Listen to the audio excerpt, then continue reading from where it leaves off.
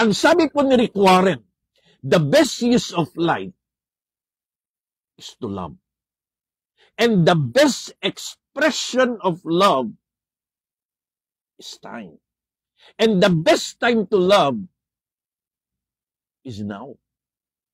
Ang ibig sabihin, ang pinakamainam na paggamit ng ating buhay, hindi magpayaman, hindi magpakatalino, hindi magpakasikat, hindi pagiging makapangyarihan.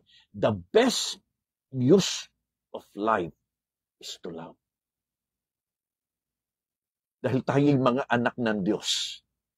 At tayong lahat ay kumikilala sa Diyos. At dahil ang Diyos ay pag-ibig, our assignment and mandate is to love. We are God's agent of love.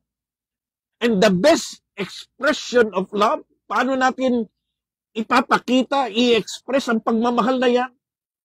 By giving time. Kung talagang mahal mo ang isang tao, may oras ka. And the best time to love, hindi mamaya, hindi bukas, hindi next week, hindi next month, hindi next year.